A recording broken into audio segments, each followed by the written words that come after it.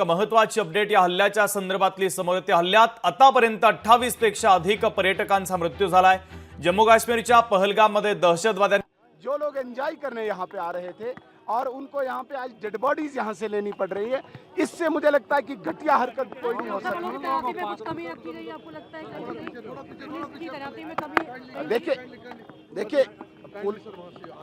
देखिए आप यकीन माने कि पूरा हिसाब किताब उन लोगों से लिया जाएगा जो इसमें मुलव्वस।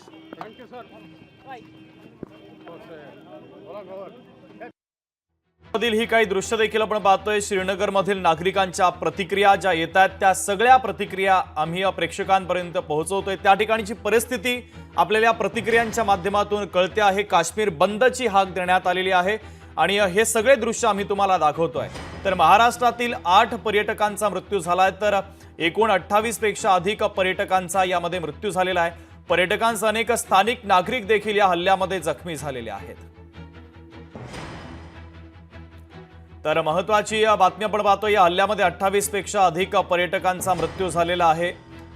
मृत्यूचा आकडा वाढण्याची भीती आहे, कारण अनेक जण गंभीर जखमी देखील आहेत, त्यांच्यावर उपचार सुरू आहे।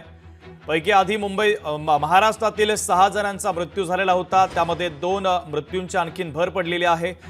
केंद्रीय मंत्री अमित शहा हे सध्या त्या ठिकाणी गेलेले आहेत। स्थानिकांसोबत ते संवाद साधतायत।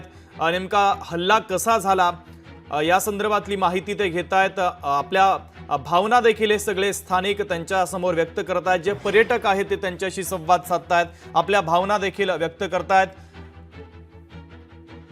तर अमित शहा त्यांना आधार देण्याचा प्रयत्न करत असल्याचं या दृश्यांच्या माध्यमातून आपल्याला दिसतंय। तर ज्यांचा मृत्यू झाला त्यांना श्रद्धांजली देखील अमित शहांनी आता वाहिलेली आहे। त्या श्रद्धांजलीची ही दृश्य देखील पाहतोय। 28 पेक्षा अधिक पर्यटकांचा दहशतवाद्यांच्या हल्ल्यामध्ये मृत्यू झाला। त्यानंतर केंद्रीय गृहमंत्री अमित शहा यांनी या सगळ्या मृत्युमुखी पडलेल्या पर्यटकांना श्रद्धांजली वाहिलेली आहे।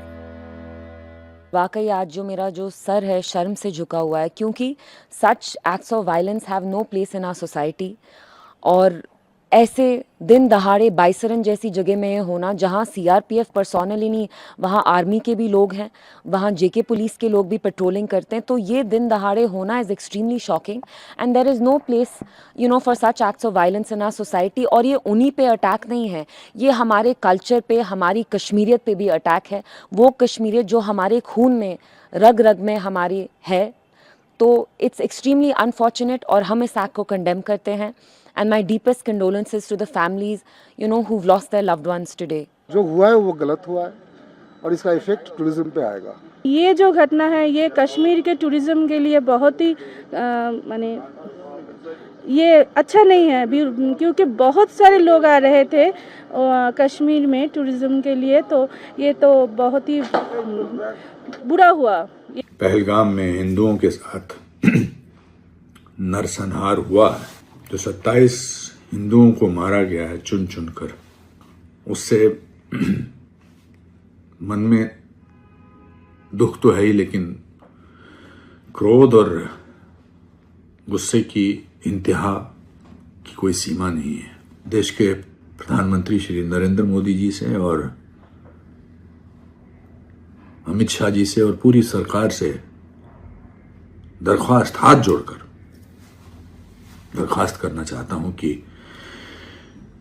इस बार ऐसा सबक सिखाया जाए इन आतंकवादियों को कि अगले 7 जन्म तक ये ऐसी हरकत करने के लायक ना रहें। हम नरेंद्र मोदी हुकूमत से इस बात का डिमांड करते हैं कि वो अकाउंटेबिलिटी किसकी है।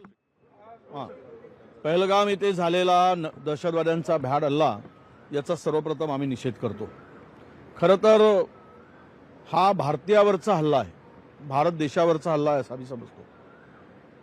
ज्या पर्यटकांना ज्या पद्धतीनं या दहशतवाद्यांनी शहीद केलं, हे खरं म्हणजे इथे राजकारणाचा विषय नाही, पण हे इंटेलिजन्सचं फेल्युअरच आहे।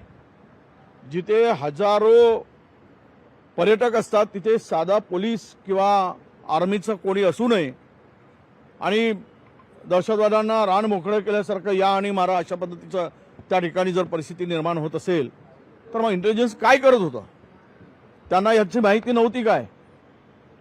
आणि आज संपूर्ण देशभरातील परदेशातील मोठा पर्यटकांचा लोंढा तिकडे जातोय, तर पुरेशी व्यवस्था करणं हे सुद्धा अनिवार्य होतं. ज्या पद्धतीनं या दहशतवाद्यांनी टार्गेट करून या देशाच्या संस्कृतीवर, या देशाच्या एकूणच जी काय आता स्टेटमेंट देत आहेत, तो ते दहशतवादी हे धर्मांधपणे त्या ठिकाणी अमानुषपणे गोळीबार करतानाचं आपल्याला सगळ्यांना बघितलं आहे. या संदर्भात जम्मू काश्मीरमधून जे हिंदूंचं पलायन होत होतं किंवा हिंदूंना तिथून अनेक हिंदूंना काश्मीर सोडावं लागलं, पंडितांना असेल किंवा हिंदूंना. परंतु त्यानंतर नोटबंदी झाली, नोटबंदीनंतर दहशतवाद संपेल अशा प्रकारच्या वल्गनाही त्या ठिकाणी केल्या गेल्या होत्या. पण अजूनही तेथील दहशतवाद अलीकडे झालेल्या ज्या काही घटना आहेत आणि वारंवार तिथे दहशतवाद्याकडून जे हल्ले होत आहेत आणि निष्पाप पर्यटकांचा बळी केला जातोय, त्यांना शहीद केला जात आहे, या संदर्भात मला वाटतं की सरकारचं अपयश आहे आणि इंटेलिजन्सचं फेल्युअर आहे, हे मान्यच करावं लागेल. आता चौकशी वगैरे होईल तो भाग वेगळा. लोकशाही मराठी ऐका, पहा, जागरूक रहा.